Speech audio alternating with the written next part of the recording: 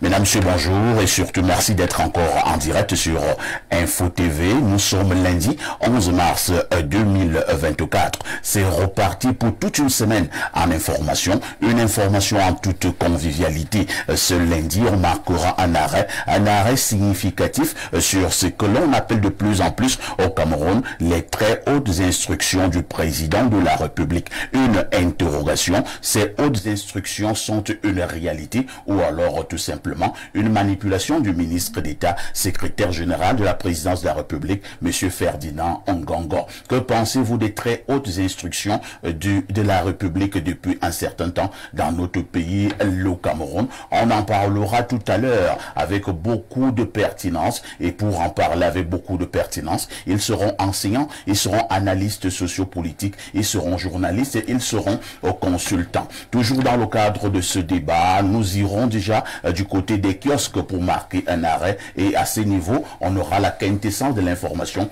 parue en kiosque au Cameroun. Toujours dans le cadre de ce débat, on marquera également un arrêt, comme cela se doit, pour la dénonciation du jour. C'est quoi la dénonciation? C'est ce fait de société qui vous énerve. Si vous avez l'impression que vous êtes victime d'abus dans votre localité, dans votre pays ou que sais-je encore, une seule adresse: Info TV au canal 317 sur Canal Plus International. Parce que vous nous regardez justement, sentez-vous privilégié. On va commencer par accueillir ceux de nos invités qui répondent déjà présents ce lundi. Je commence par Patrice Siméon-Vomont. Bonjour. Merci. Bon matin à vous, bon matin également à tous ceux qui nous regardent à la maison. Je voudrais rendre grâce à Dieu qui me fait la grâce aujourd'hui d'être sur ce plateau. Je voudrais lui dire merci pour la même grâce qu'il vous accorde à tous ceux qui sont ici et à ceux qui permettent à ce que cette belle émission puisse avoir lieu. Donc j'adresse mes civilités également au baobab situé au sommet de la montagne qui offre de l'ombre à tous les animaux de la forêt, celui que j'appelle également le soleil de Mvomoka. Donc quand j'ai salué le soleil de Mvomoka, je voudrais vous dire merci de l'invitation que vous nous servez ce matin. Merci Patrice Siméon-Vomont. Vous êtes analyste socio-politique. Votre expertise nous aidera à mieux comprendre les sujets qui seront sur la table de débat ce jour. En face de vous, on a que notre consultant, le consultant de tout temps, mais alors de tous les temps. Le seul consultant qui nous restera lorsque tous les autres petits consultants auront pris la poudre d'escampette. Lui, c'est le digne fils de Boumiabel. Pierre Blerignamec, bonjour. Bonjour, parfait ici. Merci de m'associer à la réflexion ce matin. Digne fils de Boumiabel Longon, je suis endeuillé. Et oh là là. Ma grande famille est endeuillée. Nous avons perdu un de nos patriarches les plus illustres. Un père aimant, pour moi particulièrement. C'est vrai, tous les Longon et même tous ces autres frères d'armes dans le métier qu'il a exercé pendant un peu plus de 40 ans, retiennent de lui, et je vais d'abord le nommer, Maître Tan Emmanuel, passe-président de l'AG du barreau du Cameroun, avocat. C'est une famille d'avocats. Son épouse Ndombo Tan, décédée il y a 2 ans, était également avocate. Il a 2 enfants avocates, 2 filles, l'avocate Gaëlle Tarsil Tan et Marie-Emmanuel Tan. Je n'oublie pas son fils Loïc Tan. Nous sommes donc frappés depuis le 8 mars par la perte de ce baobab. Oui, je n'ai rien à voir avec les autres baobabs, je parle du baobab de chez moi. Un baobab est tombé. C'était un grand intellectuel. Il avait fait Paris-Sorbonne à l'époque et ce n'était pas une simple figuration. C'était un homme, la sagesse qu'on me prête entre guillemets, il fait partie des bâtisseurs de mon univers mental et spirituel. Je vous en parlais constamment. Tout à fait. Je l'ai vu combattre la maladie dans la dignité. C'est ce que je veux transmettre à beaucoup d'autres aussi. Mon père, entre guillemets, a été malade pendant 4 ans. Très malade. Mais à aucun moment, il n'a montré des signes de faiblesse aux yeux de qui que ce soit. et j'aime vous dire une épreuve difficile, au sommet de sa maladie, parce qu'il a souffert aussi d'un cancer de sang. Au sommet de sa maladie, il a attrapé la Covid-19. Sa femme qui le gardait a attrapé également la Covid-19 et en est morte. Il a demandé expressément à sortir de son internement pour venir accompagner son épouse. Je vous assure, parfait, il y a des gens qui sont de morale d'acier. Il disait, quand vous avez la mort à votre trousse, elle finit toujours par vous prendre quelque part.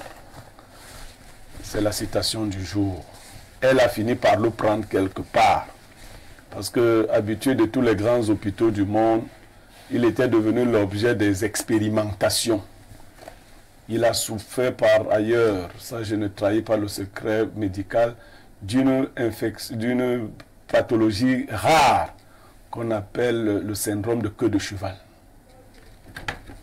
Vous irez regarder. Il va faire des recherches. Faire des recherches. Pour comprendre. Vous dire, ici, c'est dans... et je vous assure, vous arriviez, c'était toujours le sourire.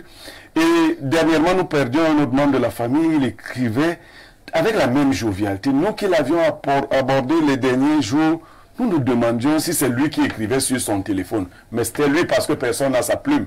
Elle était si châtiée. Donc, nous sommes abattus. Mais comme il nous a appris à être forts, nous allons l'accompagner dans la force. C'est d'ailleurs la première fois que je réussis à parler d'un être cher sans fondre, parce que j'ai décidé de lui ressembler. Je vous assure, il a fait un discours de 45 minutes au deuil de sa femme. Mais c'était plutôt une Bible. Ceux qui ne savaient pas aimer leurs épouses ont appris ce jour comment on aime une femme. Ceux qui ne savaient pas comment on aime son mari ont appris ce que sa femme a fait pour lui, comment on aime un mari.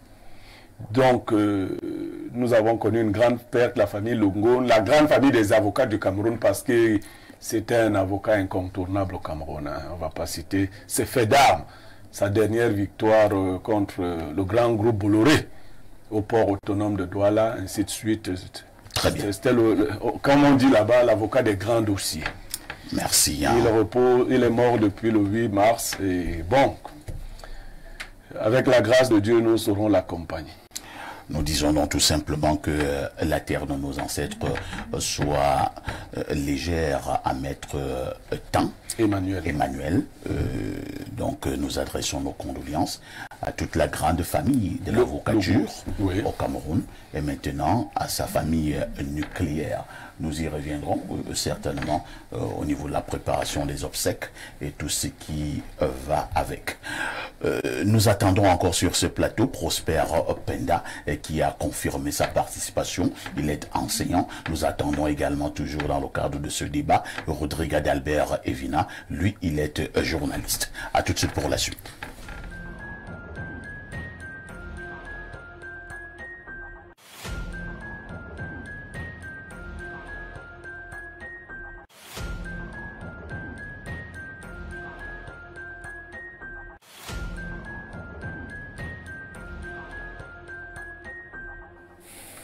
Patrick Bala, bonjour. Bonjour Perfecto, bonjour aux nombreux téléspectateurs que je suis heureux de retrouver ce matin, ce début de semaine, pour l'actualité sportive sur Info Télévision. Comment a été le week-end? Oh, parfait, le week-end, il était parfait. Il était... il était moi. Oui, il était... C'était un très beau week-end. Très bon week-end. Ouais. Lorsque vous avez Patrick Bala, cela signifie que nous devons bien faire un tour au niveau des kiosques. Patrick, que disent les journaux? Eh bien, les journaux de ce matin, parfait, ici, vont nous conduire vers le journal Maison, celui de Dieudonné Mveng, directeur de publication justement de ce journal. Il s'agit d'Info Matin, Info Matin qui revient sur la présidentielle de 2025. Le journal nous fait donc savoir que Guibaï Gatama, candidat, c'est donc Guibaï Gatama qui est le promoteur du mouvement 10 millions de nordistes, par ailleurs directeur de publication de l'Œil du Sahel. Eh bien, ce dernier se prépare, selon des indiscrétions puisées à bonne source, à aller à la conquête d'Itoudi pour cette présidentielle prévue justement au Cameroun l'année prochaine. Information contenue à la page 3 de ce journal. Quittons Info Matin pour un autre journal, celui toujours de la maison.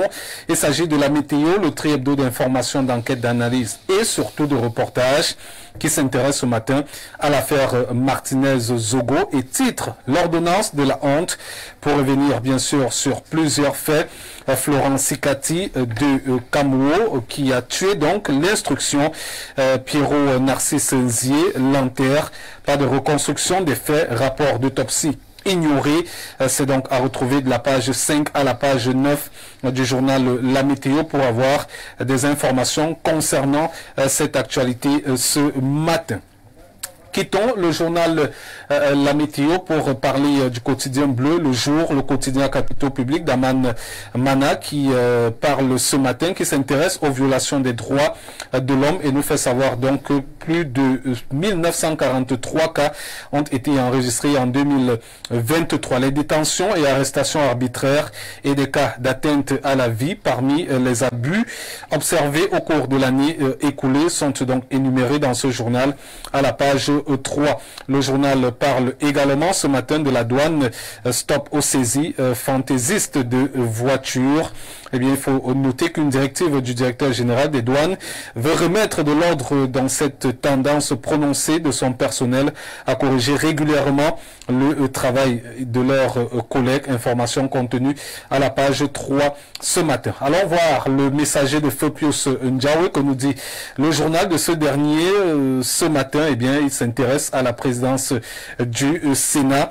L'absence du président de la Chambre haute du Parlement lors de l'ouverture de la session de plein droit ravive toutes les interrogations sur la disponibilité du monogénère. Information contenue à la page 3 de ce journal. On parle donc de casse-tête chinois au Paris risqué. C'est la grande interrogation du journal Le Messager ce matin. Le journal s'intéresse également à l'actualité sportive, notamment la boxe anglaise, le noble art. Le continent s'effondre, titre le journal, pour faire référence à la défaite de Francis Ngannou en 2 rounds. C'était face à Anthony Joshua dans la catégorie des poids lourds. Information contenue à la page 12 de ce journal. C'est d'ailleurs la grande une de mutation de Georges Alain Boyomo qui parle donc du Camerounais qui s'est vu infliger un knock-out dès le 2e round. C'était vendredi dernier du côté de Riyad face à Anthony Joshua. Une défaite lourde d'interrogations sur sa forme du jour et son avenir. On parle de chaotique, le combat réalisé donc par Francis Ngannou du côté de l'Arabie Saoudite. Quittons l'actualité sportive du journal Mutation pour tomber sur le tri-hebdo le soir d'Armand Bianda qui s'intéresse à la journée internationale de la femme et cette célébration du côté du ministère des Transports avec l'appui justement du ministre Jean-Ernest Masséna Ngale Bibé qui a donc présidé cette cérémonie. C'était donc du côté de l'esplanade départementale ministérielle dont il a la charge. C'était à l'occasion donc de la 39e édition. Moment pour lui d'implorer bien évidemment la responsabilité, d'appeler les femmes à une certaine responsabilité. Le journal parle également de la 3e édition de la Grande Nuit des Travailleurs. 10 hectares de terrain titrés seront distribués aux meilleurs travailleurs. C'est l'information du journal Le Soir ce matin. Parlons de Cameroun. Tribune de Marie-Claire Nana, le quotidien Capitaux Publics, revient sur ce documentaire à l'endroit de Paul Biya, un destin exceptionnel, film intitulé Paul Biya, un grand homme d'État au destin prodigieux. Ce documentaire a été présenté, c'était au Palais des Congrès de Yaoundé en avant-première par le ministère de la Culture, des Arts et de la Culture avec son son ministre Pierre Ismaël Bidompat, représentant personnel du chef de l'État. Quittons le quotidien Capitaux Publics pour l'œil du Sahel qui s'intéresse ce matin au parc de la Benue et ses 10 otages libérés par le 5e bataillon d'intervention rapide BIR en abrégé. Vous avez d'ailleurs ces personnes en image et justement les éléments du BIR. On parle du Témoin, le journal Le Témoin qui parle également de sport ce matin avec le tour cycliste VTT Chantal Biya. Et le journal nous fait donc savoir qu'après la réunion qui s'est tenue en début de semaine au club Minfopra, bien sûr, et qui a permis d'accueillir les nouveaux partenaires de ce projet novateur, le comité d'organisation s'est rendu hier dimanche sur le site pour une évaluation sur le terrain. Bagofit prêt à accueillir les premiers coups de pédale, nous fait donc savoir le journal de Témoin ce matin. On termine cette revue de presse par ici avec la nouvelle. La nouvelle revient sur la libération d'Amougou Belinga, toutes les basses manœuvres du clan mises à nu. Dans cette édition, on parle donc cette édition nous fait montre donc d'une longue démonstration qui fait office du dossier de la semaine de ce journal. Un magistrat émérite démonte point après point, artifice après artifice, toute la stratégie savamment mise en place par le clan qui soutient Jean-Pierre Amougou Belinga depuis l'information judiciaire pour le libérer dans les tout prochains jours. Un vrai scandale selon le journal pour la justice camerounaise et pour notre pays. Information contenue à lire de la page 2 à la page 6 de ce journal. C'est là avec le journal La Nouvelle qu'on met un terme à cette revue de presse acte 2 sur Info Télévision. Vous le savez, la première revue de presse est à 6h45 avec Théophile Vianney Biya. La seconde revue de presse, c'est dans le cadre de ce programme Espace Mini entre 10h15 et 10h20. Merci Patrick Bala pour toutes ces informations parues donc en kiosque au Cameroun. Vous ne partez pas, vous nous donnez le fait saillant de l'actualité et qui retiendra notre attention ce soir aux 19h et aux 20h. Eh bien, on parlera de sport avec la fédération qui est sur des braises en ce moment avec les clubs de football professionnel. Vous savez que Victoria United, par une décision des organes juridictionnels de la FECAFoot, l'équipe a été admise à disputer les playoffs au détriment d'une équipe qui, elle, s'est qualifiée sur le terrain. Comment cela est possible? Bon, on ne sait pas trop. Victoria... C'est un nouveau règlement? Apparemment. Et pour le club a attaqué Young Sport Académique de Bamenda. Vous savez que c'est une équipe qui vient d'une région très sensible de notre pays. Et l'équipe s'est vue... l'équipe Victoria United a remporté le match qui précédemment s'était soldé sur un score de parité, remporte le match sur tapis vert et on a infligé une sanction de 6 matchs à 6 joueurs de Young Sport Académique qui ne vont pas participer au play-off pour un problème de double identité. Et donc il s'avère que par la suite, il y a donc lors des différents réquisitoires, il y a que l'équipe même de Victoria a 7 joueurs, malheureusement, qui ont une double identité, parmi lesquels un joueur qui était à la CAN, Nathan Douala, l'homme de 17 ans. Oui. Comme nous ne vous aimons pas là. Oui, c'est nous qui... Nathan Douala, ici il faut le dire. Voilà ça. C'est-à-dire, je ne comprends même pas comment les gens sont.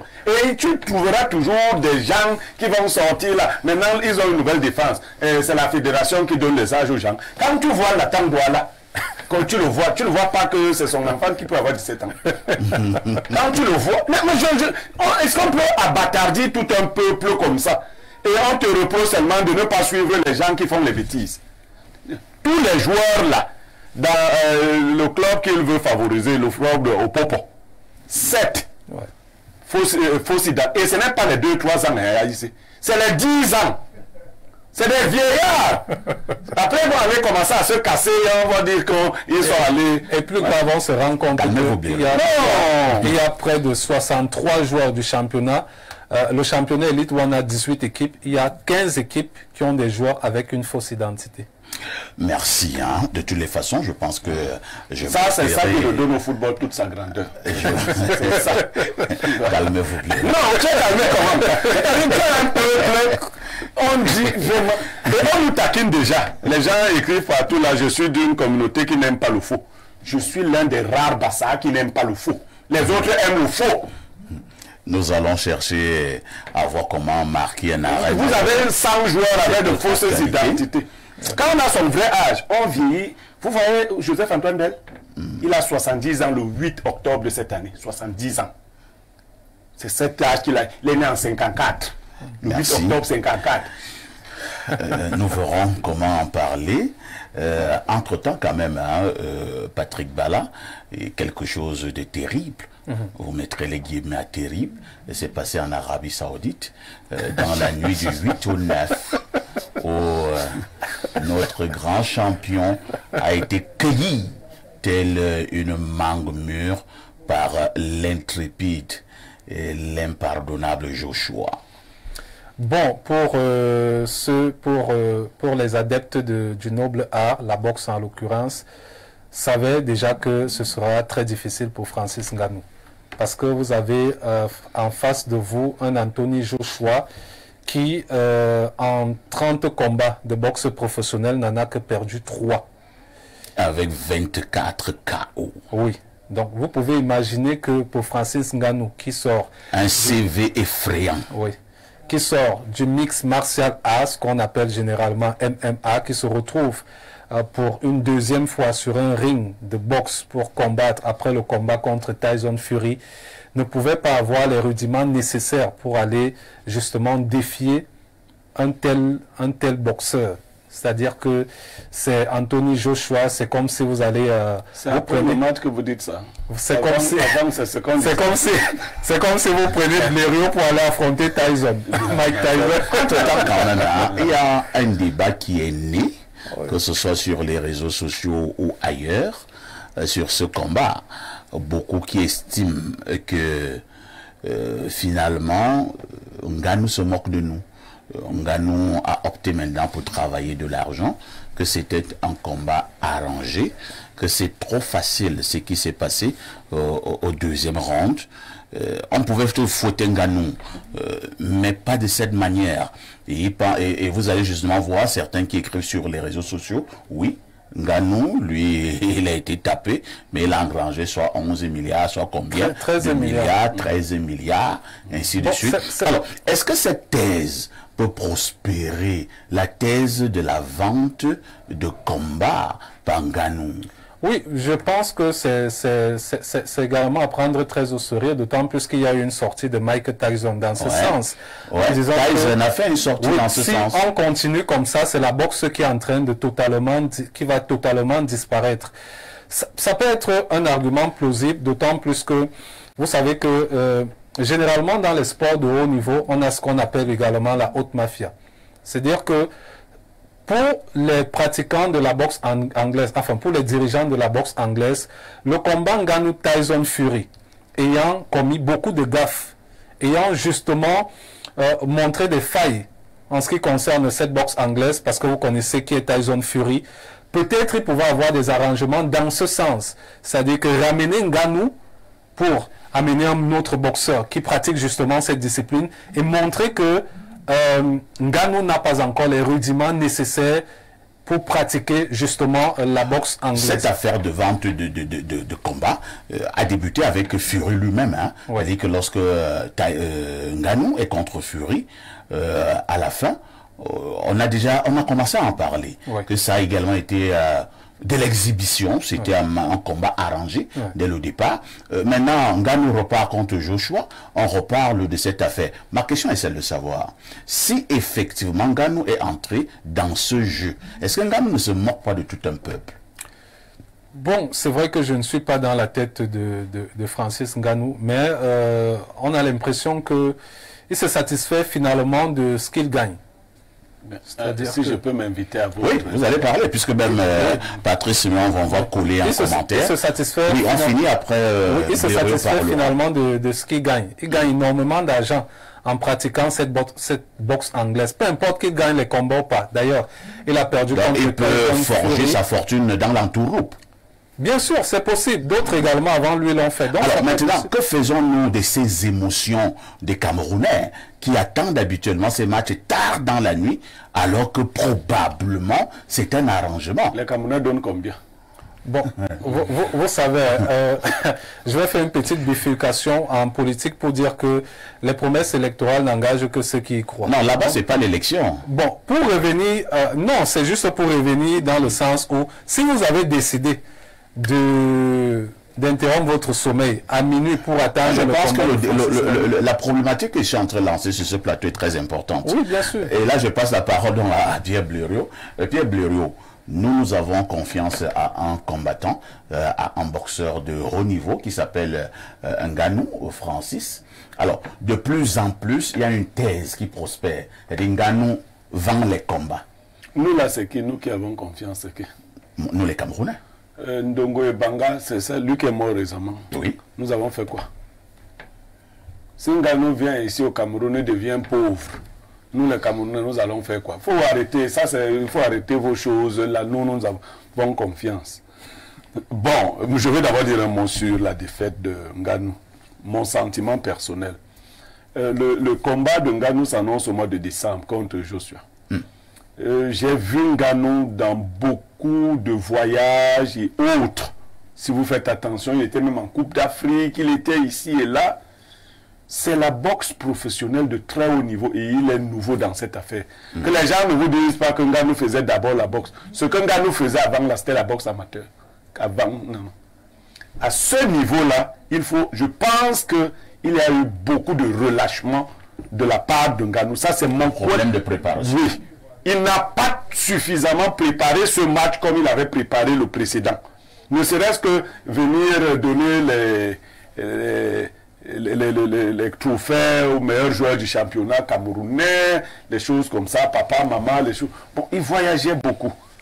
Il s'amusait beaucoup. On dit même l'avoir vu aussi avec les femmes. Mais c'est pas un péché. Non, c'est un péché. Un péché comment? Oui, oui, pour le sport. Est-ce que Ngannou n'a pas droit à ici, aussi. Décembre, mars, 8 mars, c'est 2 mois. C'est une période d'hyper concentration. Les sportifs appellent stage bloqué. Donc, il y a cela.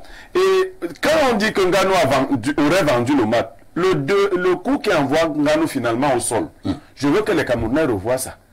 Et j'aime vous dire que de mon Je pense qu'on va demander la réalisation de ces images du combat Ngannou contre Joshua, que la réalisation nous cale encore ces images. De mon point de vue, ce coup de poing aura d'énormes conséquences dans la santé de Ngannou. Ah bon? Oui. Ngannou ferait bien de mettre de l'argent de côté pour ce coup de poing qu'il a reçu. Parce que Ngannou s'est évanoui. Peut-être moi j'ai déjà attendu le combat. J'ai vu les 2 précédents combats. Ngannou ne savait plus s'il était abattu. Il était perdu. Il demande maman, je suis où? Les gens lui disent Riyad, il dit Riyad où? Bon, parce qu'il faut voir. Donc les Blancs ne donnent pas leur argent pour rien. Non, la réalisation. Ramenez les yeux de Ngannou. Ils vont vous montrer justement la partie. Je pense que c'est après qu'il se soit. Ça c'est bon, ça c'est rien. Non, voilà c'est exactement ce. Voilà. Ngannou est fini. Ngannou est totalement abasourdi. Ngannou est obnubilé. Ngannou ne sait plus où il se trouve. Et ça a touché les neurones. Ouais. Le truc, c'est... Et il faut avoir vu les autres combats de Joshua. Parce que j'aime vous dire que Joshua a fait ça à Tyson Fury. Ce qu'il a fait à Ngannou. Il a fait ça à beaucoup d'autres. Tyson Fury a dormi pendant quelques minutes au sol. Le même type. Donc voilà. Il faut agrandir les yeux de Ngannou et la bouche. C'est comme si la langue de Ngannou voulait sortir. Donc, je préfère que Ngannou garde beaucoup de cet argent qu'il gagne. Parce que c'est ça qui a fait que des gens comme Cassius Clay aient des maladies bizarres à la fin. C'est un argent qui est beaucoup. mais qui peut vous déstabiliser pour la vie. Ngannou allait entrer dans un art qui touche beaucoup aux neurones. Les boxeurs finissent mal. Donc moi, je ne pense pas, honnêtement, que Ngannou avait, comme tu as dit, les rudiments pour ce match. Parce que dès longtemps, je ne suis pas boxeur, mais j'ai vu que sa garde n'était pas très bonne. Hein. Voilà, exactement. Et elle était trop ouverte. Il a voulu jouer avec le bras gauche comme s'il était... Non, non, Ngannou n'est pas encore pro de la boxe anglaise.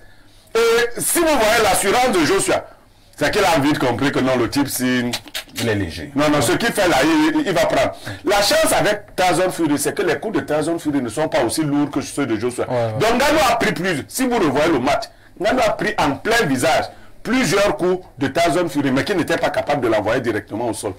Le deuxième coup qu'il a pris là, il y aura de longues et lourdes conséquences. Très bien. On va passer la parole à Patrice Simeon Mvoma. Patrice Simeon Mvoma, je présume que vous avez regardé ce combat en direct, et même si ce n'était pas le cas, vous l'avez peut-être regardé en différé. Première chose, est-ce que, pour parler de manière claire, Ngannou avait le niveau contre M. Anthony Joshua? Je n'ai regardé ni le premier match, ni son premier combat, ni le deuxième. Et pourquoi? Je ne suis pas très émotif dans un certain nombre de choses. Il y a tellement de choses qui ne me disent pas beaucoup de choses. Pourquoi en fait? Le premier combat de Ngannou, il a gagné. Le premier combat de Ngannou, il a gagné. Le deuxième, il devait se coucher. C'était ça le principe. Pourquoi? Ah bon? Parce que le premier combat, Ngannou est venu déstructurer tout un sport qui existe depuis des années. C'est-à-dire partir d'un sport où donner des coups de poing et ne pas accepter véritablement. Donc il y a une façon de donner qui n'est pas forcément comme à la boxe anglaise. Alors le premier combat était un combat où il s'est préparé physiquement pendant des années, pendant des mois, psychologiquement. C'est-à-dire que tout en Ngannou préparait Ngannou à un combat qui devait être le combat de sa vie. Alors il est allé au combat, ils ont cravaché jusqu'au 9e round. Il faut dire qu'il avait pour coach Mark Tyson. Voilà, jusqu'au 9e round. Et au 9e round, c'est par le point. C'est-à-dire que c'est un juge qui a dit que non, c'est Ngannou au dernier point là. Mais quand on regardait le visage de Fury et le nombre de fois qu'il est tombé, vous vous rendez compte que s'il y a depuis qu'on devait parler de chaos. Mais maintenant, Ngannou était tellement bien préparé qu'on a essayé de voir s'il pouvait justement passer ces lacunes dont vous avez parlé. Mais il n'y avait pas de lacunes. Il s'est tellement bien préparé pour ce combat de sa vie qu'à la fin, c'est un combat qui ne va pas ramener beaucoup d'argent. Alors, il fallait remettre les points sur les i sur un sport, comme il a dit, le grand A, le noble A, autant pour moi. Donc, le noble A, il fallait redéfinir les choses. Parce qu'on a vu Mohamed Ali, on a vu Mike Tyson, on a vu Olifi.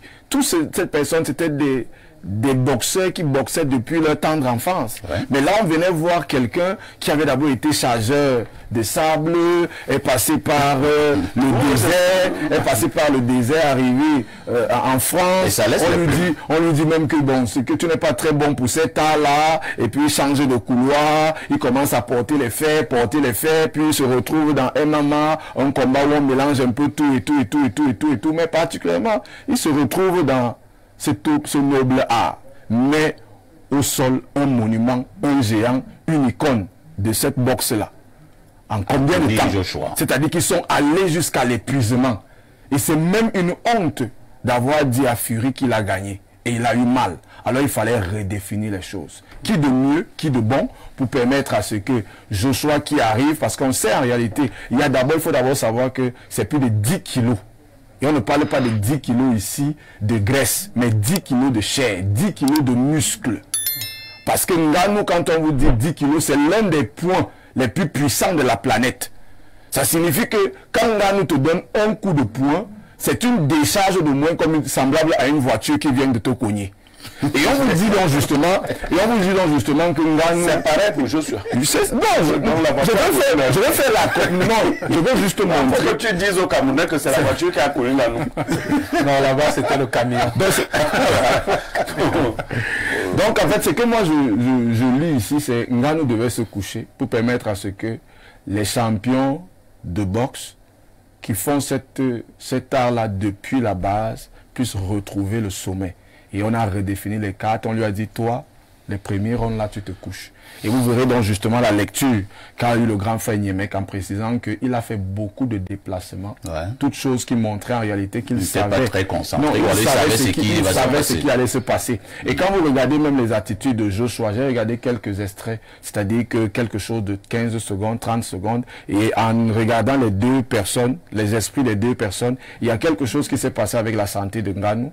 Et vous verrez qu'on va vous donner un certain nombre de choses sur les textes et tous les tests qu'on a fait sur lui. Il n'était pas en bon point. Deuxième chose, pourquoi ils mettent une couleur rose?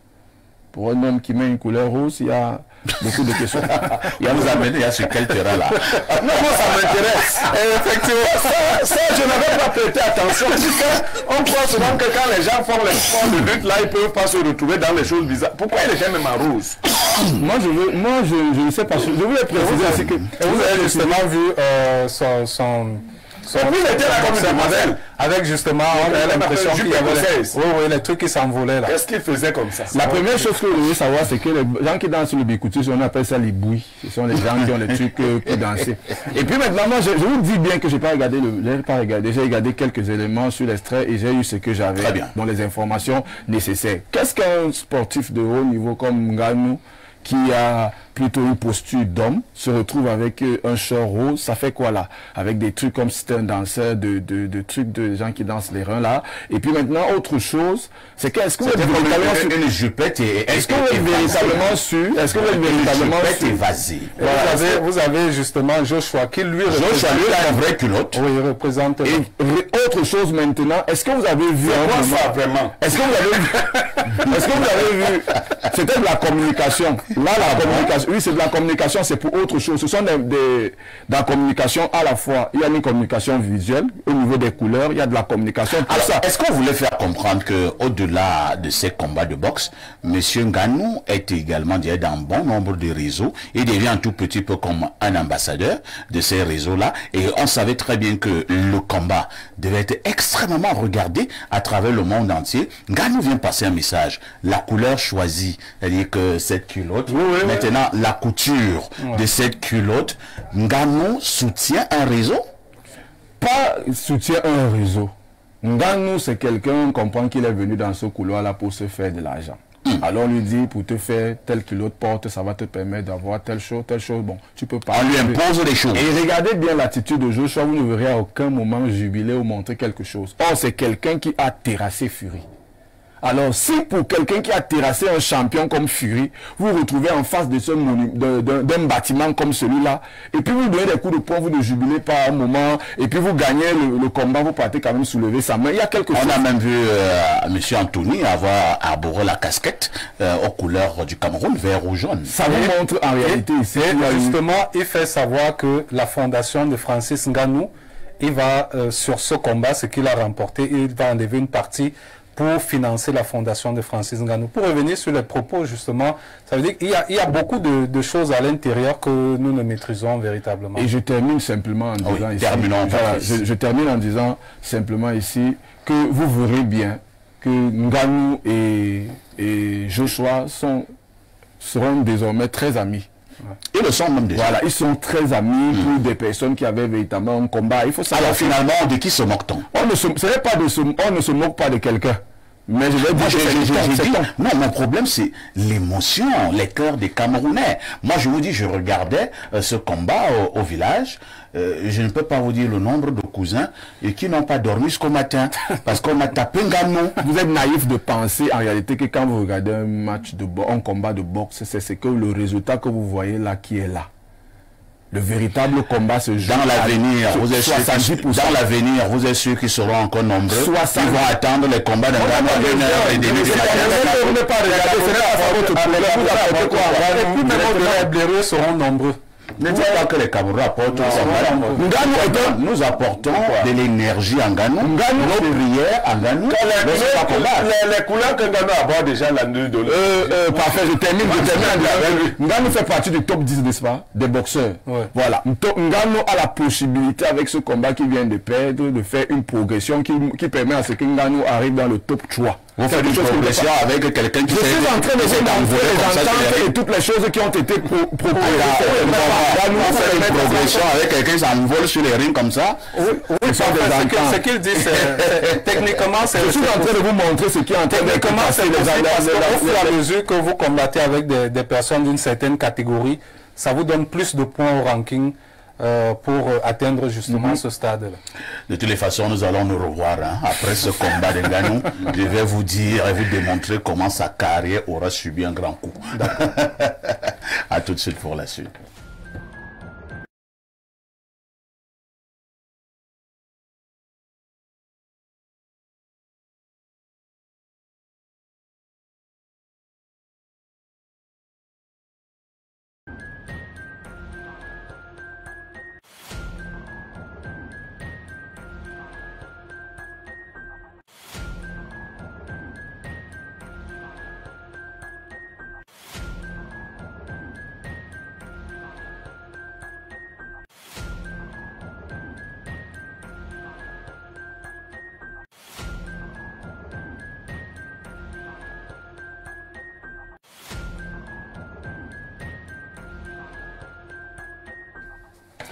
En l'absence de Bernard de ce matin, Pierre Blériot-Niemek va donc nous donner la dénonciation de ce jour. Parfait, ici, ce jour, je dénonce la présidence de la République. Qui? Ah bon? Oui. Pourquoi? Vous avez vu dans la revue de la presse, et même dans d'autres presses que vous avez pu lire, il y a eu un film documentaire sur Paul Biya. Film documentaire sur Paul Biya, qui a été projeté au Palais des Congrès. Vous voyez que même le soutien du Grand Baobab, je l'informe qu'il y a eu un film projeté. Qu'est-ce que je dénonce? Je dénonce le fait que des gens à la présidence, pour leur conflit de clans, veulent discriminer les Camerounais. Il y a un film documentaire sur Paul Biya. On choisit 4 chaînes de télévision sur toutes les autres chaînes qui existent. Résultat des courses, les Camerounais n'ont pas vu le film. Ou très peu de Camerounais l'ont vu. Chaque chaîne de télévision a son audimat. Chaque chaîne de télévision a son potentiel en termes de téléspectateurs. J'invite ces gens de la présidence à ne pas privatiser un bien public qu'on appelle Paul Biya. Paul Biya, comme chef de l'État, est la propriété de tous les Camerounais. Il fallait donner la possibilité à Equinox, à Info TV, à TBS, à LTN, à toutes les chaînes. Ils se sont contentés de donner à la CATV. Je ne vais pas dire que personne ne regarde, parce que quelques-uns regardent. De donner à Canal 2, parce qu'ils disent que ce sont les chaînes qui soutiennent le gouvernement, à Vision 4. Et la 4e chaîne à qui ils ont donné cette affaire, c'est Candice, je crois. Voilà. Non. Très bien. Vous qui êtes là-bas, et vous de la présidence, et le ministère des Arts et de la Culture, ne faites pas de la niaiserie. Quand vous avez une chose qui regarde Paul Biya, ça ne vous... Et la conséquence, c'est que beaucoup d'hommes d'État ne sont pas aimés des Camerounais. Remettez à tout... Le travail que nous faisons ici est un travail d'utilité publique. Et je ne prêche pas que pour cette chapelle, si j'ai dit, il fallait donner ce film. Aujourd'hui, quel est le retentissement de votre film documentaire? On est lundi, vous avez projeté ça le week-end. Il faut que c'est moi qui viens dire ici qui avait ça. Donc vous n'aimez pas plus Biya que nous, vous ne l'aimez même pas. Biya, vous ne l'aimez même pas Biya. Vous aimez vos postes. Mais faites en sorte que les Camerounais puissent savoir qu'est-ce que vous dites que Biya a fait. Très bien. Merci Pierre Blériot pour cette dénonciation. On passe la parole à Patrice Séméon. Vraiment, Patrice, il y a justement ce film documentaire hein, qui a été tourné pour le président de la République, son Excellence Paul Biya. La diffusion a eu lieu, comme l'a dit Pierre Blériot, ce week-end. C'était du côté du Palais des Congrès. Le ministre Bidumpat, le ministre de la Culture, des Arts et de la Culture, représentait personnellement le chef de l'État à cette diffusion.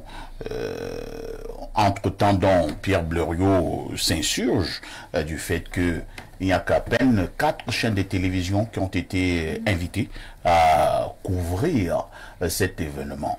Première chose, est-ce que le président Paul Biya est le président de 4 chaînes de télévision au Cameroun, ou alors le président Paul Biya est le président de tous les Camerounais? Et donc, ceux qui ont organisé cette affaire devaient impliquer quand même la majorité des chaînes de télévision. Je n'ai pas regardé le documentaire, mais j'ai regardé des affiches qui circulaient et qui mobilisaient un certain nombre de personnes à regarder. J'étais en train de causer avec un de mes petits frères à la maison. On échangeait sur la parole de Dieu. Donc, c'est de ça qu'on parlait. Donc, ce qui se passait au palais de congrès de Yaoundé, un film documentaire pour parler du président de la République, je pense que c'est limité en fait. Ah bon? Oui. Le président de la République est un monument. Le président de la République représente quelque chose de bien plus grand que ça. Pour moi, c'est l'homme politique du siècle en Afrique. C'est également celui qui aura en 40 ans porté l'histoire de l'Afrique en fait. Il a vu l'Afrique. Quand vous saluez le président Paul Biya, vous avez salué tous les présidents d'Afrique d'hier, vous avez salué ceux d'aujourd'hui, et certainement le visage de l'Afrique que vous verrez demain. C'est-à-dire qu'une Afrique des hommes où on voit la véritable sagesse agir, où on voit la pondération, où on voit véritablement le pouvoir. Je n'ai pas regardé le film documentaire parce qu'à l'intérieur, il y aura des redites, beaucoup de redites, beaucoup de choses qui seront redites. Il y a quelque chose qui m'a marqué, on appelle le mouvement pour la consolidation des acquis du renouveau. C'est un mouvement qu'on appelle en abrégé MOCAR. Le MOCAR avait eu l'idée d'organiser toute une semaine qu'on appelle la semaine du renouveau. Et ils ont décidé de faire quelque chose d'assez original. Ça commençait par la foire du renouveau. C'était du 16 au 19 octobre 2023. C'était ce qu'ils voulaient faire. Et qu'est-ce qu'ils voulaient faire pendant cette foire? C'était exposer les réalisations du renouveau. C'est-à-dire de 1982 à 2023. Et ça, c'était secteur après secteur. Permettre à ce que chaque ministère, chaque institution vienne présenter aux Camerounais toutes les choses que le renouveau a produit. Le parcours, où étions-nous en 1982, où sommes-nous arrivés en 2023. Et maintenant, à la fin, ça devait terminer par ce qu'on a appelé ici les awards du renouveau. Les awards du renouveau, qui étaient une grande cérémonie où il fallait, n'est-ce pas, primer ceux qui ont accompagné le président de la République depuis 1982 à 2023. Mais on s'est rendu compte avec la production d'hier qu'on s'est arrangé à faire un petit truc, alors qu'en réalité, il y a des projets qui avaient été présentés à plusieurs personnalités. Même le ministre de la Culture certainement avait reçu des plaquettes sur ce que ce groupe de jeunes voulait faire. Et le MOCAR, c'est 90%. Vous voulez faire comprendre que votre mouvement, que vous appelez la MOCAR, a eu à proposer un certain nombre de choses qui ont été bottées en touche pour aller finalement choisir un film documentaire pour le président Paul Biya qui est certainement réducteur. C'est ça, c'est ce que vous voulez dire. Voilà, c'est ce que je veux justement montrer parce que moi en réalité également je pensais à ce quel était le but de ce film documentaire? C'est la question. Parce qu'il faut savoir en réalité que le président de la République, quand on parle de renouveau, le renouveau c'est pas un homme. Le renouveau c'est une vision. Le renouveau, c'est quelque chose qui existera après le président de la République, Paul Biya.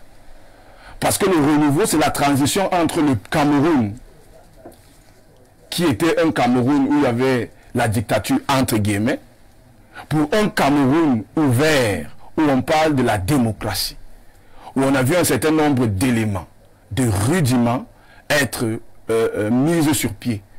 Le Cameroun est parti d'un pays qui était un pays pauvre, à un pays qui part vers ce qu'on appelle l'émergence. Ça signifie qu'il y a un parcours.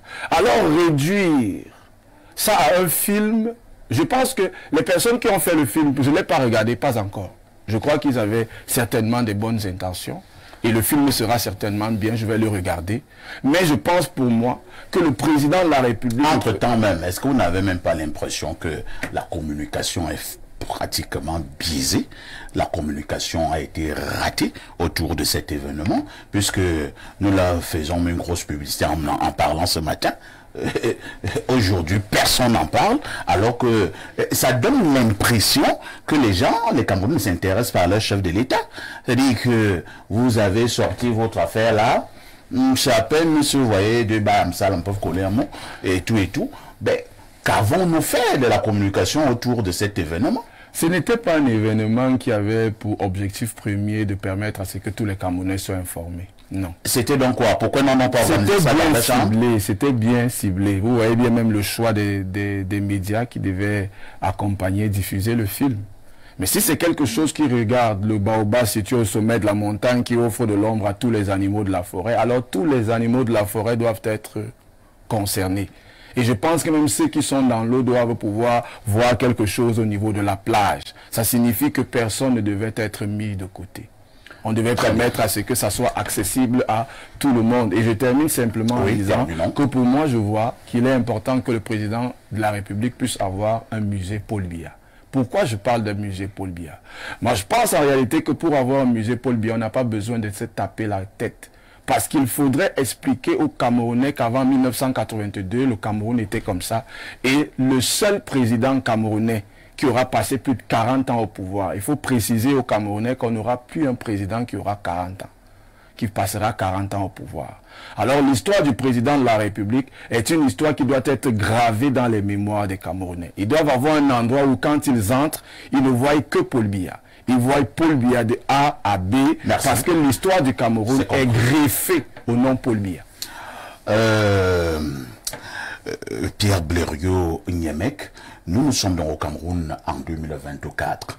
Avez-vous l'impression que, compte tenu des doléances des Camerounais, compte tenu véritablement des souffrances des Camerounais, en 2024, ce qui est important pour une certaine organisation, c'est d'aller tourner un film documentaire pour le président Paul Biya, où on invite quelques 2 ou 3 copains là au palais de congrès? Parfait, ici, c'est vrai que mon copanéliste, comme nous sommes en face à face aujourd'hui, je ne vais pas vraiment lui répondre. Il en fait trop. Du coup, je risque d'en faire trop dans l'autre sens. Je crois qu'avant lui, les Messanga Nyamdin, autres, les gens n'ont fait plus que ce qu'il fait là. Il est libre de ses positions, monsieur. Mais il ne faut pas qu'il énerve quand même les jeunes gens de son âge. Il énerve qui? Lui n'a pas 40 ans. Qu'est-ce qu'il sait des 40 ans de Paul Biya? Lui, il a peut-être 32 ans. Donc il subit... Il est 36. Voilà, il a 36 ans. Il subit Paul Biya depuis une dizaine d'années seulement. Qu'est-ce qu'il dira de ceux qui l'ont subi? Que voulez-vous dire exactement? Je veux dire exactement qu'il se moque des souffrances. Lui, il se moque des souffrances des Camerounais en 42 ans. Mais c'est pas ça. Moi, je reviens sur Paul Biya, l'homme d'État et le film. Je dis clairement, parfait ici, que les gens ne se servent plus de l'image de l'homme d'État pour leur lutte de clan. Vous avez, en faisant cela, vous avez desservi la cause du chef de l'État. Vous avez mal agi. Donc maintenant, si le chef d'État vous demande le bilan, comme vous aimez lui mentir, vous allez dire, non, vraiment, c'était... Personne n'a vu votre affaire. Personne. Maintenant, même les gens cultivés cherchent à savoir qu'est-ce qu'il y a dans le film. Parce que c'est vous qui avez discriminé. Et les chaînes qui ne nous aiment pas, les chaînes qui nous aiment. Non. Je prends le cas d'Info TV. Est-ce que vous, de la présidence, vous pouvez dire que nous ne vous aimons pas, Info TV? Non, est-ce que vous pouvez dire que nous ne vous aimons pas? Vous faites tellement mal les choses que si on ne vous aimait pas, moi je ne sais pas. On ne vous déteste pas en tout cas. Ce que vous prétendez vous aimer là, souvent même il n'y a pas de la matière pour vous vendre. La preuve, oui, quand vous voulez vendre un produit, allez même chez vos ennemis. Bien sûr. Equinox a de l'audience, Info TV a de l'audience, ainsi de suite. Faites-le. C'est Paul Biya qui gagne. Vous allez avec quelques copains, quand la barque commence à prendre de l'eau, il faut être intelligent, il faut créer de nouvelles ouvertures. Donc moi, je dis c'est pas bien. Maintenant, le film documentaire sur Paul Biya, il a été tourné en combien de temps? On a rencontré qui? On a associé qui? Ça peut pas être une affaire de quelques personnes comme ça. Par contre, là, je suis d'accord. Autant il faut restaurer la mémoire d'Amadou Ahidjo, premier président de ce pays, autant celle de Paul Biya doit être enseignée. Il y a des choses à retenir. Il y a des combats souterrains que Paul Biya a menés. Ça, il faut le dire, hein, et qu'il a remporté de hautes luttes. Il y a quelque chose de bon. Mais il faut même que ce soit des bouches crédibles qui le disent. Ça aussi. Vous ne pouvez pas prendre les gens que je vois là. Non, non. Faut qu'il y ait des gens crédibles. Lorsqu'ils vous parlent de Paul Biya, vous retenez quelque chose. Maintenant, quand vous faites un Capharnaüm, vous faites tout cela, conséquence, et Paul Biya ne va pas se sentir bien. Chaque fois que vous avez associé son image à une chose, vous avez associé son image au stade d'Olembe. Ça n'a jamais porté son nom. Ça a donné ce que ça a donné. Le stade n'est pas fini. Non, respectez quand même ce monsieur. Montrez-lui vos clivages. Paul Biya n'est pas la propriété d'une communauté tribale. Il n'est pas la propriété d'un groupe ethnique. Il n'est pas la propriété d'un groupe politique. Le président du Il n'est pas la propriété de certaines chaînes de télévision. Non. Et si vous avez même su que Paul Biya regarde les chaînes que vous avez choisies là. Moi, je vous rassure que Paul Biya regarde les fautifs. Vous passez le maître dans les cam, les sim. Hein? Nous allons lire quelques messages de nombreux téléspectateurs ce matin. Bonjour parfait, ce n'est pas la pondération qu'on attend du président. Ce sont des actions et résultats qui changent le quotidien des Camerounais. Autre préoccupation ce jour. Bonjour à tout le panel. Je sais que je serai lu ce matin, contrairement aux autres fois que j'ai eu à envoyer des messages là-bas. Aujourd'hui, Blériot a fait du dernier combat notre compatriote Nganou. C'est très bien, vu de sa part, et même parfait, et de son avis. Mais en tant que modérateur, il n'a pas voulu trop se pencher du côté de Blériot. C'est très bien. Bonne journée, c'est The Daniel, au quartier général. Autre préoccupation ce jour. Bonjour PA et au grand Blériot, ce jeune homme nous énerve, comme le dit bien le grand frère. Je suis de 87 comme lui et je n'ai pas envie de me rappeler du seul président que j'ai connu. Et c'est le monsieur qui a mon âge qui m'énerve. Autre message ce jour, bonjour le plateau, mes respects à toi, le grand perfecto. J'aimerais savoir si tu te reposes même. Vraiment beaucoup de courage à toi frérot. Ah frérot, il faut travailler. Il faut toujours travailler. Peut-être qu'un jour, on va aussi m'inviter à la présidence pour aller regarder le film documentaire. Autre message ce jour. Bonjour Blériot, tu as parfaitement raison. Ce film parlait de l'histoire et de la réalisation du président. Mais après, c'est devenu le film de ses ministres où chacun faisait son témoignage. Voilà. Voilà. Alors que vous savez que les Camerounais n'aiment pas les ministres de Paul Biya. C'est-à-dire, quand vous prenez vos images, vous les ministres, vous associez à l'image de Paul Biya, ça gâte tout. Moi, ne vous aime même pas un peu comme ça. Bonjour à vous. Vraiment, quand je vois ce jeune ayopiste, ça me fait mal au cœur de voir que même la jeunesse est vendue. Ouais. Est-ce que le jeune là n'a pas le droit d'avoir ses positions? Alors, autre message, bonjour tonton et toi, vos différentes analyses concernant le dernier combat de Nganou me font marrer et je peux aisément comprendre le niveau d'inculture de certains. Comme réitéré dernièrement, dans le monde du sport de haut niveau et nombreux autres domaines, ce sont les loges qui décident qui va gagner ou perdre. Tout est connu préalablement et ce qu'on vous brandit comme spectacle n'est que folklorique. C'est Vegas à Aqua qui envoie le message. Nous partons au 213, hein, c'est l'Algérie. Bonjour Osak Mbanjok de la modération. Pour la dénonciation, ceux qui ont organisé cet événement, y compris le chef de l'État lui-même, veulent appliquer une des lois du livre de Machiavel qui dit que seule la fin justifie les moyens. C'est-à-dire qu'un dictateur peut faire autant de mal pendant des années, mais à la fin de sa carrière, il peut blanchir sa carrière en montant des monuments à son nom, des statuettes à son image, des livres et des documents en son nom. Sauf que Machiavel ne sait pas, les ancêtres de Omniobé ne fonctionnent pas comme ça. Ce film est très réducteur, nul et très mal réalisé. Ceux qui l'ont réalisé ont cru que nous étions à l'époque où on utilise encore les magnétoscopes et les cassettes. J'imagine un peu le logiciel de ces gens qui ne font que noircir l'image des billards.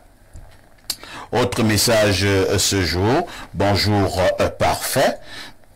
Et à tout ton panel. Parfait, pourquoi tu t'étonnes sur le fait que Ngannou aurait vendu son combat? Les Ngannou sont versatiles. Ma plus grande déception est la promesse non tenue du gouvernement. Il nous a promis une croissance à 2 chiffres, l'électricité, etc. Et entre-temps, ces gens ont endetté le pays à hauteur de 14 000 milliards en 10 ans. Au Zimbabwe, le président Mugabe, à l'âge de 91 ans, avait pensé que la seule personne qui était capable de lui succéder était son épouse. J'ai bien peur que cette situation arrive à un pays d'Afrique centrale. C'est Hilaire des Niga qui envoie le message. Autre préoccupation ce matin. Bonjour PA. Certes, le jeune monsieur a son droit de prendre sa position, mais comme monsieur Blérieux lui a dit, s'il vous plaît, et qu'il n'énerve pas la jeunesse. On ne peut vanter quelqu'un qui a passé le temps à nous imposer des gens qui ne travaillent pas. S'il a déjà pris sa part au RDPC, qui nous épargne ces discours-là, pardon.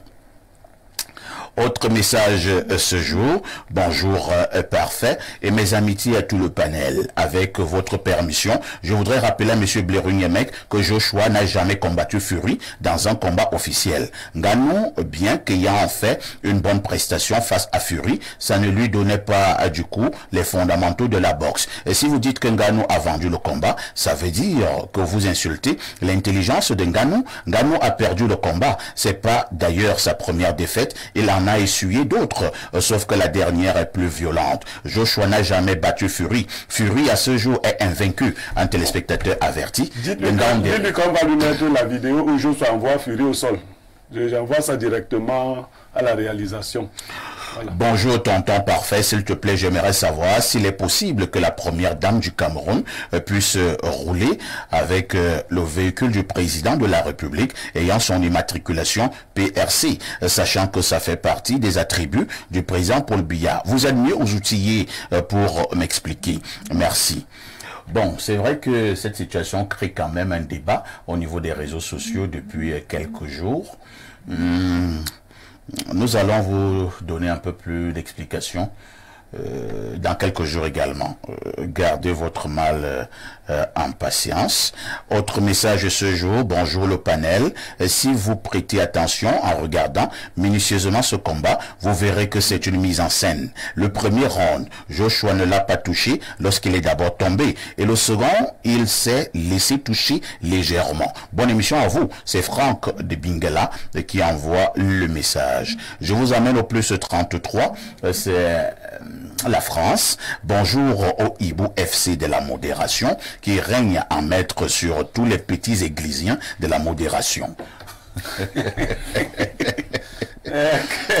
Concernant le combat de Ngannou, il faut noter qu'il était effectivement prêt, mais il a trouvé un costaud groumier qui l'a fait confondre Riyad à Batier. D'ailleurs, est-ce que ça nous surprend? Parfait, actuellement, qu'est-ce qui marche au Cameroun? Le football, monsieur nul, dame zéro, football poussin, en lambeau. Vous voulez que Ngannou fasse l'exception comment? Au Cameroun, quand il y a la route, il n'y a pas les autoroutes. Quand il n'y a pas les douanes, il y a les espaces minés. Quand il n'y a pas l'huile du moteur, il y a l'huile du coquille. Les choses se passent de telle manière que si un Tchadien se présente à l'élection présidentielle au Cameroun 2025, il va gagner. C'est Stéphane de Paname qui nous envoie le message. Je vous amène au 216. Je pense que c'est la Tunisie. Bonjour parfait et à ton riche panel. Le but de ce film était pour venir étouffer la version il y avait quoi avant pour nous montrer les réalisations actuelles. Mais sauf qu'avant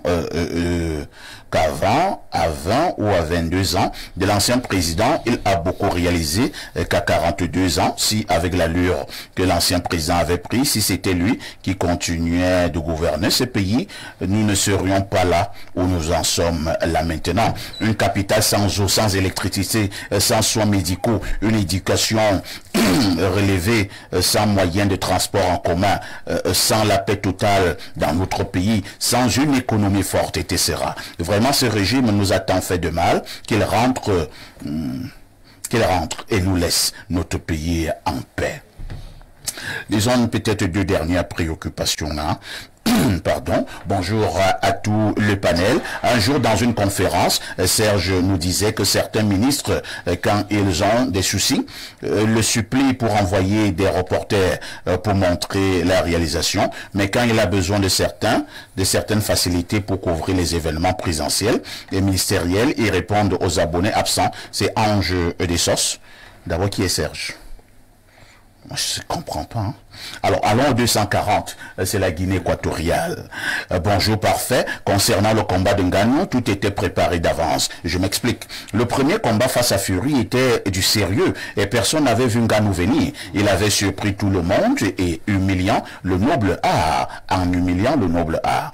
Les Blancs étaient très malins, ont utilisé le même Ngannou pour restaurer l'image de la boxe. Regardez bien le premier combat, il a gagné presque 10 millions de dollars, mais il a gagné plus du double au deuxième combat. Ngannou ne s'est pas entraîné durement comme au premier combat parce qu'il connaissait déjà l'issue du combat. Après son combat contre Fury, Ngannou a intégré le top 10 des poids lourds de la boxe. Il occupait le 10e rang. Cela signifie que Ngannou faisait son premier combat professionnel en boxe samedi.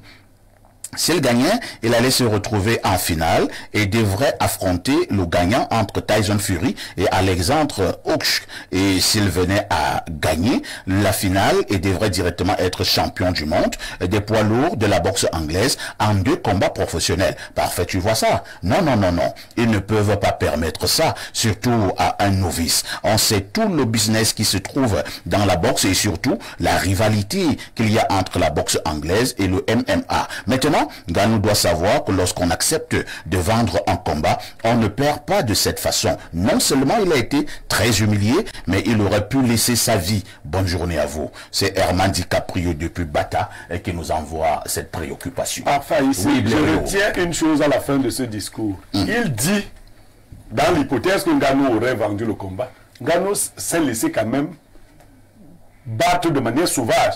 C'est-à-dire qu'il a pris un coup très violent. Pour le téléspectateur qui dit que Joshua n'a jamais combattu Ngannou, je crois que la réalisation, vous avez calé déjà pour lui. Est-ce qu'on peut avoir les images? Est-ce que nous pouvons avoir ce que Joshua avait fait à Tyson Fury? Pour que ce type voit ce que Joshua a l'habitude de faire aux gens. Quand... Bon, on y reviendra. Hein. La réalisation est encore en train de caler ces images. Vous êtes en direct sur Info TV au canal 317 sur Canal Plus International. C'est la grande messe de tous les jours. Espace Miné, qui dit mieux? À tout de suite pour la suite. Bon retour sur ce plateau d'Espace Miné, 10h, 11h52. Nous vous le disions en ouverture ce matin, nous marquons un arrêt sur le phénomène, entre guillemets, de très hautes instructions dans notre pays de manière régulière. Nous avons des notes écrites par le ministre secrétaire général de la présidence de la République, M. Ferdinand Gongo, avec la mention sur très haute instruction du président de la République. Le débat est en train d'enfler, le débat prend corps au niveau de l'opinion. Beaucoup pensent qu'il s'agit d'une manipulation du ministre d'État, secrétaire général de la présidence de la République, au moment d'autres retorques en disant il n'y a pas de manipulation, c'est juste une réalité. invités. Ce matin, nous allons posé le problème tout en prenant également le prétexte de l'honorable Nietzsche et qui n'est pas allé du dos de la cuillère en portant plainte contre le ministre d'État, secrétaire général à la présidence de la République du côté du tribunal de grande instance du Fondi, en faisant comprendre qu'il s'agit là ni plus ni moins de l'usurpation de fonction. Patrice Séméon Mvomo, quel est le regard que vous posez de manière générale sur ce que l'on appelle de plus en plus au Cameroun les très hautes instructions? La première chose, c'est que les très hautes instructions, c'est purement camerounais.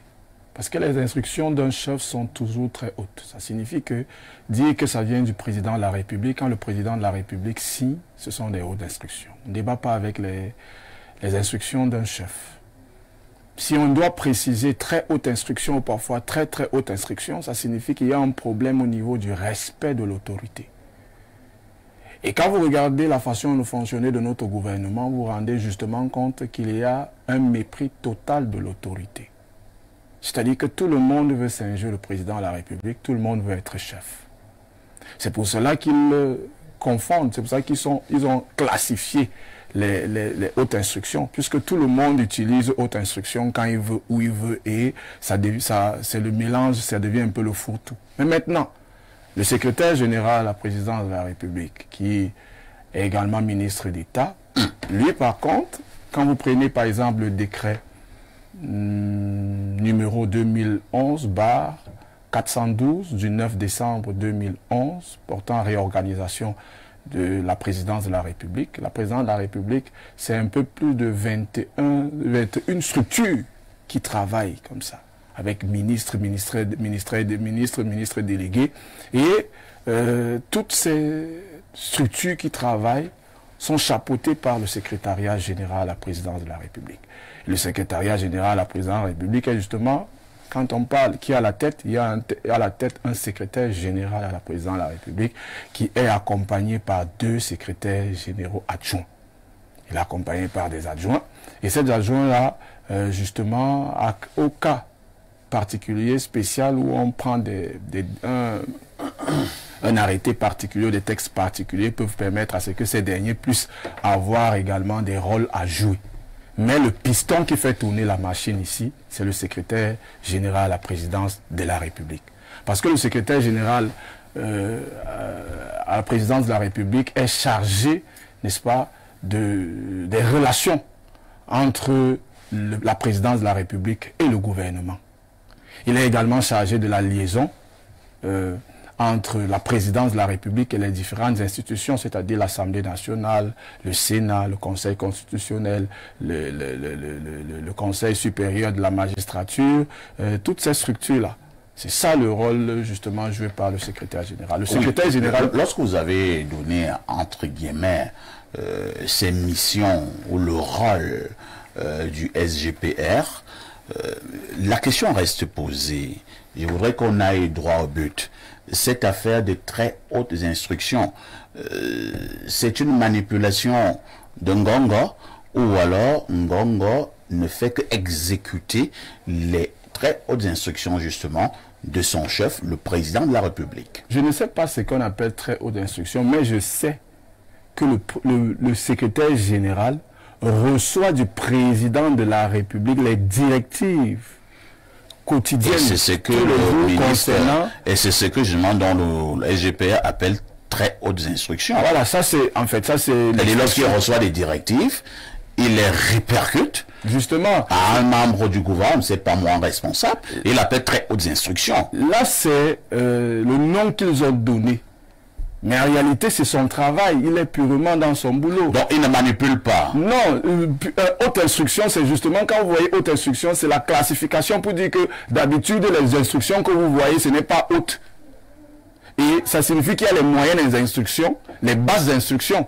Mais moi, ici, ce que je voudrais juste dire, c'est qui dénote, ce qui se cache derrière les très hautes instructions, c'est l'expression qu'on utilise, haute instruction du chef de l'État, c'est juste pour montrer ici qu'il n'y a pas de respect de l'autorité. Parce que même quand vous regardez la façon avec laquelle, quand vous regardez comment les ministres se comportent dans la République, vous vous rendez compte qu'ils n'ont pas le temps du président de la République. Ça, c'est une vérité. Et le président de la République le sait. Le président de la République sait qu'il y a plusieurs parmi ses ministres qui se foutent pas mal de lui. Pourquoi? Parce qu'ils sont attachés à des dieux bizarres. Il y a beaucoup qui croient à des choses qui n'ont rien à voir avec Dieu. Ils n'ont pas peur du président ou de quoi que ce soit. Vous pensez qu'il y a un ministre dans ce pays qui n'a pas peur du président? Ça, c'est ce que vous êtes en train de dire. La seule chose, je vous dis, il y a beaucoup actuellement qui n'ont pas peur du président. La seule chose qui fait la différence, c'est quoi? La seule chose qui fait la différence entre eux et le président de la République, c'est que le président a le pouvoir. Et ce qu'ils veulent, c'est le pouvoir. Ils ont la capacité aujourd'hui de nommer des gens. Ils ont la capacité de détruire, de défaire, de tuer sans que personne ne les arrête. Et la seule chose qui fait la différence entre eux et le président de la République, c'est que le président de la République est celui qui a reçu mandat du peuple. C'est-à-dire qu'il est celui qui a prêté serment. Mais eux jouissent de l'autorité et des prérogatives qu'octroie le président de la République par délégation. C'est-à-dire que le fait que le président de la République vous nomme par exemple à un ministère, vous êtes appelé à implémenter la politique du président de la République dans le ministère dans lequel il vous envoie. Je termine simplement en disant que ce que vous voyez avec les hautes instructions, il faut préciser ici que le secrétaire général de la présidence de la République est l'assistant du président de la République. Et pour cela, il a ce qu'on appelle délégation de signature sur un certain nombre de sujets et d'actions qu'il a appelé à mener. Effectivement, quelqu'un voulait nous donner la différence en disant que oui, délégation de signature, oui, mais délégation de pouvoir, il y a un problème. Il n'y a pas de délégation de pouvoir, il y a délégation de signature, oui. D'accord. Pierre Blériot-Niémec, ne faisons pas dans la fine bouche, le débat prend corps au Cameroun. On a même vu une situation il y a quelques mois où le secrétaire général, ministre d'État, avait justement envoyé une note à un ministre d'État également de la République sur très haute instruction. Et on a vu le ministre faire dans la... ne voulant pas obéir en disant qu'il n'était pas sûr de ce que le SGPR a dit. Il dit qu'il n'est pas sûr que le président est au courant de cette note. Ça montre que, même au sein du gouvernement, il y a une cacophonie avec cette affaire de très haute instruction de Ngongo. Ok. Parfois ici, c'est un secret polichinelle que les 13 autres instructions sont aussi vieilles que le poste de SGPR. Tous les autres SGPR en ont bénéficié. Maintenant, je vais vous donner mon sentiment personnel du fonctionnement d'une administration. Parfois, ici, a une secrétaire en tant que DG d'Info TV. Cette secrétaire ne peut pas inventer une instruction de Parfait ici, mais elle peut manipuler Parfait ici. Ça, c'est clair. Vraiment, il ne faut pas être sorcier. Là, je parle simplement. C'est-à-dire, votre secrétaire, je ne parle même pas des attachés de direction, mais je dis seulement celle qui saisit vos documents, peut orienter votre décision. Je parle, maintenant, je viens au niveau de la présidence de la République. Le Cameroun a un système hyper présidentialiste. La primature est un décor. Le Cameroun se gère à la présidence. Ça, c'est le Cameroun. Ça se gère à la présidence. Et comme mon copanéliste vous disait, il y a beaucoup de structures à la présidence. Il y en a trop. Et tout ce qui se fait doit être ramené à l'appréciation du chef de l'État. Mais la dernière main qui touche à ces documents, avant d'être soumis à l'appréciation du chef de l'État, c'est la main du SGPR. Que ce soit le ministre d'État Ngongo ou tous les autres, il faut entendre la SGPR. Il ne faut pas faire de fixation. Alors, le chef de l'État du Cameroun est un humain comme les autres. Il faut arrêter cette affaire où on pense que Biya ne peut pas se tromper, on ne peut pas tromper Biya, Biya comprend. Non, non, non, c'est pas vrai. Tous les administrateurs savent que vos collaborateurs D'ailleurs, les hauts cadres en administration sont des agents qui contribuent à la prise de décision. Parfait, je suis votre collaborateur ici. Je contribue fortement à la prise. Vous me posez souvent, vous pensez, Blédo, tu penses. Donc, tout à fait. Et ça, vous êtes sûr que si j'ai un vice, vous pouvez le subir. Si je veux que ce soit M. Vomo qui aille quelque part, je peux vous manipuler. Mais en fin de compte, il faut faire le distinguo. Est-ce que le ministre d'État actuel, Ngongo, peut initier et envoyer une très haute instruction à un ministre? Non. Ce n'est pas possible. S'il le fait à midi 15, il sera débarqué. Il ne peut, comme je ne peux pas ici, usurper le titre de DG, parce que parfait, prenez ça en autre. Nous sommes, avant d'être collègues, nous sommes des amis. Mais quand vous découvriez un document dans lequel je dis que parfait, le DG a dit 6, comment vous allez prendre ça? Alors que je n'ai rien dit. Vous n'avez rien dit. Comment vous allez prendre ça? C'est pas normal. Est-ce que Bia est l'ami de Bia? Non. Lui, il est né Campoël. Non. Là c'est pas possible. Si Bia découvre que Ngongo a... D'ailleurs, ces très hautes instructions sont souvent adressées à d'autres membres du gouvernement. Donc, susceptibles de retourner chez le président de la République. Parce que si vous envoyez une très haute instruction à quelqu'un comme le ministre d'État Laurent Esso, vous connaissez quels sont les réseaux qu'il a pour faire retourner une instruction. Et d'ailleurs, tous les ministres, chacun essaie d'avoir sa presse et tout le reste. Donc, le ministre d'État, on n'ignore pas que s'il invente, le lendemain, cette très haute instruction sera sur les réseaux et tout le reste. Donc, de ce point de vue, en levant la fausse équivoque, il peut y avoir, comme pour lui comme pour tout autre collaborateur très proche d'un chef, de la manipulation. Si je veux que mes gens soient nommés, mes gens seront nommés. Et j'aime vous dire qu'à une certaine époque, on avait eu un SGPR qui avait nommé un DG de la CRTV, alors que le DG était en fonction. Heureusement que les réseaux du DG lui ont dit que non. On a une note ici. On a une note ici. Qui te débarque. Le gars a usé aussi rapidement de ses réseaux. Pour bloquer la note. Et je vais vous dire, les ministres qui résistent, un de ces ministres qui a résisté, c'est parce que lui-même a été SGPR. Les pouvoirs d'un SGPR sont donc évidemment très élargis. Parce qu'étant la dernière barrière pour atteindre le chef de l'État, le chef de l'État ne va pas rentrer, recommencer à étudier les 10 000 dossiers qu'on a mis dans les différents services de la présidence pour les apprécier à nouveau lui-même. Vous donc, ou ceux qui n'aiment pas les très hautes instructions de Ngongo, il y a une seule chose à faire, dire à Ria d'enlever Ngongo. Et celui qui viendra après Ngongo va jouir des mêmes prérogatives que Ngongo et du même pouvoir. Ça, c'est comme ça. Quand vous étiez là, vous jouissiez de cela. Ça peut déranger. Le SGPR au Cameroun, après le chef de l'État, est l'homme. J'ai suivi vos débats hier. Le professeur Mathias qui parlait de la théorie, non, le SGPR n'est pas sous les ordres du Premier ministre. Non, parlons de la réalité. Non, il ne reçoit aucune instruction du Premier ministre. Il travaille pas avec lui. Lui travaille là-bas, là où les choses se décident. Le Premier ministre a aussi... Mais le Premier ministre est le chef du gouvernement. Oui, mais il n'est pas... Mais attendez, le SGPR est membre du gouvernement, mais à statut... Mais maintenant, si le SGPR est membre du gouvernement, qui est donc le chef du gouvernement? Non, parfait. C'est le Premier ministre. Non, parfait. Et donc, le Premier ministre peut justement lui donner des instructions. Non, parfait ici.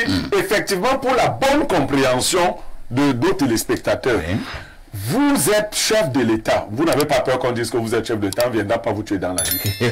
Vous avez... L'administration, c'est divisé en deux groupes.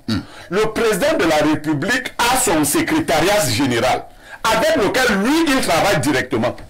Il nomme un premier ministre. Et il donne quoi à ce premier ministre? Un secrétaire général aussi. Vous savez qui est le secrétaire général des services du Premier ministre? Monsieur Fouda. C'est un type très puissant aussi. Donc lui aussi jouit de sa puissance là-bas. Donc comparez la puissance de Fouda à celle de Ngongo, mais chacun avec son chef. Maintenant, si le président permettait au Premier ministre de travailler avec le SGPR, il y aurait clash.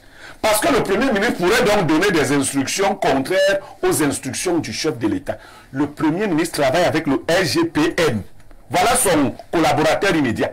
Le SGPR n'est pas son collaborateur immédiat du tout. l'organisation fait ceci. Elle démarre par la présidence et elle ouvre les démembrements avec le premier ministère qui va. Il n'y aura jamais une autre qui partira du premier ministère pour être une instruction donnée au SGPR jusqu'à ce que Biya meure. Ça ne se produira jamais. Merci. Lisons encore quelques préoccupations de nos nombreux téléspectateurs. Bonjour parfait, il y a tout ton panel. La question des hautes instructions est une affaire qui appartient à la haute sphère. Il est difficile de dire avec certitude que ça peut s'apparenter à de la manipulation, puisqu'à ce jour, les faits nous le démontrent. Avez-vous souvenir dans ce pays où le président a un jour remis en cause ses hautes instructions? Et si manipulation il y a, ça veut dire que même le président est complice vu qu'il n'a jamais de façon officielle remis en cause ses hautes instructions. En passant, dit à Blériot que j'attends toujours la vidéo où Joshua met Fury KO dans une carte officielle. Un téléspectateur averti d'Engaonderi. Allons du côté du 241. Nous sommes là du côté du Gabon. Tout ce qu'il a trouvé à dire, c'est bonjour. Bon, nous vous disons donc aussi bonjour. Autre message, M. Niamey, que le SGPR n'est pas membre du gouvernement. Il est toujours nommé par un décret différent de celui du gouvernement. Il faut dire que ça a été un grand débat hier, sur libre expression, entre savoir si le SGPR est membre du gouvernement ou non. C'est quoi un membre du gouvernement? La réponse est là. C'est quoi un membre du gouvernement? Comment on appelle les membres du gouvernement? Habituellement, ce sont des ministres. Des ministres et assimilés. Le SGPR est un ministre. Et il est devenu d'ailleurs ministre d'État. C'est un membre du gouvernement. Là, ce n'est pas là-bas le débat. L'organisation est autre. Il est membre du gouvernement. Ministre délégué. Ministre d'État. Il est membre du gouvernement. Avant, les SGPR étaient même de simples ministres.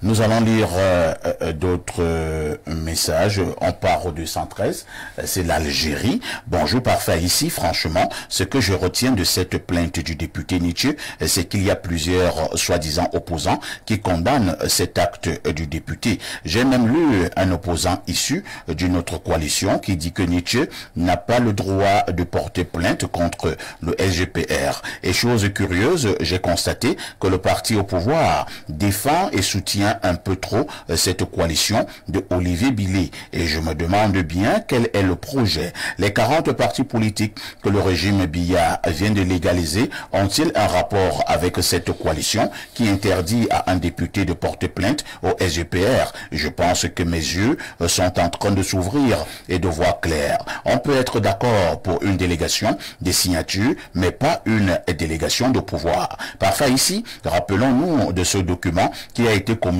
à la CRTV nommant un DG et le même jour, une autre signature venant du même régime vient contredire la première. C'est du jamais vu. Le Cameroun n'est plus gouverné. Non, on va pas. Non, est-ce que c'était un document venant de la présidence? Le Cameroun reste gouverné. Non, est-ce que ça venait de la présidence? Autre message, et là nous sommes au plus 44, c'est l'Angleterre. Good morning parfait, bonjour le panel. Les textes disent que le SGPR est chargé des relations entre la présidence et le gouvernement, le chef du gouvernement étant le premier ministre. Les hautes instructions devraient donc aller au chef du gouvernement, c'est ça ou je me trompe? C'est monsieur Happy depuis Londres. Autre message, on part au 241, c'est le Gabon. L'OSG du PR et le PM ont une relation fonctionnelle, dont le PM ne peut jamais influencer le SG. C'est Albert depuis Libreville qui envoie le message. Il faut lire ce message pour clore le débat. Il dit. Donc pour lui, le débat est clos lorsqu'il a dit ce qu'il vient de dire là. Alors, on va relire ce que tu as dit. Il dit, le SG du PR et le PM ont une relation fonctionnelle, dont le PM ne peut jamais influencer le SG. Et pour lui, le débat est clos. Une relation fonctionnelle, c'est quoi? Alors, autre message, pourquoi il est nommé par un décret différent? Monsieur Niemek, vous vous trompez, informez-vous. Autre message, on part du côté de la France. Il est nommé par un décret différent comme n'étant pas membre du gouvernement. Alors, au plus 33, c'est la France. Bonjour, parfait. Du combat de Ngannou, je revois ce regard du chaos de Francis comme celui de tous les Camerounais depuis un moment. Le regard d'un pays perdu, dilapidé sauvagement, à la renverse dans un chamboulement et une régression systématique, à la remorque du progrès, à la sauvette de l'innovation, et aujourd'hui, dernier de la classe, dans tous les domaines, sauf l'alcool, la danse et le divertissement, capsucumique. Ce regard, c'est celui d'un peuple agonisant et vaincu par la brutalité de la souffrance existentielle, un peuple égaré dans le mal et la noirceur de sans lueur d'espoir, et qui trouvait encore un exutoire précaire dans les victoires sportives de quelques-uns de ses enfants rescapés. Ce regard est celui de tout le continent. C'est le regard d'un pays atrophié, laminé, usé. Ce film m'a trop fait rire. Allez voir combien on a débloqué. En tout cas, je vais pas manger ma vipère. C'est Fabio T. Monsieur Parfait, ici, je voudrais que vous lisiez pour nous les membres du gouvernement. Alors, Bléré me donne un document là. En parlant du gouvernement de la République du Cameroun, Premier ministre, chef du gouvernement, nous avons Monsieur John Gouté, ministre d'État, ministre du Tourisme et des Loisirs, M. Biobouba Maïgari, ministre d'État, ministre de la Justice, garde des Sceaux, M. Laurent Esso, ministre d'État, ministre de l'Enseignement supérieur, M. Jacques Famendongo, ministre rattaché à la présidence de la République, ministre d'État, secrétaire général de la présidence de la République, M. Ferdinand Gonga, ministre directeur du cabinet civil, M. Samuel Vondoyolo, ainsi de suite, ainsi de suite. Voilà le gouvernement. D'accord. Je repasse la parole à Patrice Simeon Mvomon, mais Patrice Simeon Mvomon, dans un pays qui doit quand même garder une certaine quiétude pour éviter, à un moment donné, un certain cafouillage, est-ce qu'il ne serait pas mieux